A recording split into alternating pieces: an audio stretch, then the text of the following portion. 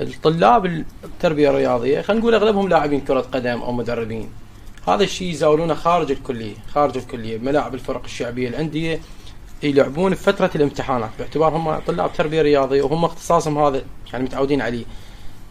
هذا اللعب أو هذا الجانب الرياضي خارج الكلية يأثر على الطالب من ناحية علمية لو ما يأثر عليه؟ شوف، أنت تعرف أنا رياضي كنت، ومثلت أندية كثيرة ومنتخبات وطنية، وتخرجت من الكلية بالدراسة الأولى أنا الأول على دفعتي، وبالماجستير الأول على دفعتي، وبالدكتوراه الأول على دفعة.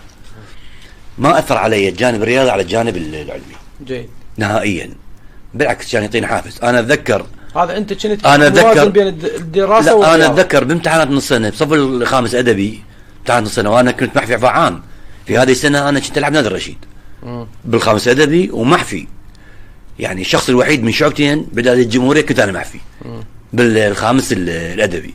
وكنت أنا ما أقدر أقرأ ده، ما مارس الرياضة. بس المسألة وين؟ المسألة بالتنسيق، بتخصيص الوقت. أنت شلون تنسق وقتك؟ جيد. أنت بحاجة إلى أنه أنت من تقرأ حاجة إلى ترفع عن نفسك. صح.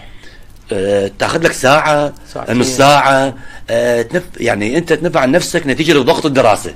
صحيح. تحتاج إلى أنت وقت معين. أنا أذكر بالدراسة العليا كنت أمارس رياضة عقلية، لأنه أنا درست كنت بالبصرة.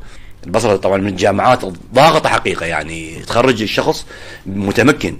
فكنت أنا يعني من أدرس إحصاء أو أدرس أي مادة أخرى، يعني أستغل لي نص ساعة أو ساعة حتى أطلع من نطاق نظام الدراسة وضغط الدراسة، حتى أقدر أجي للدراسة بنفسية أكثر واندفاع. يعني قصدك لازم يكون له وقت يخصص.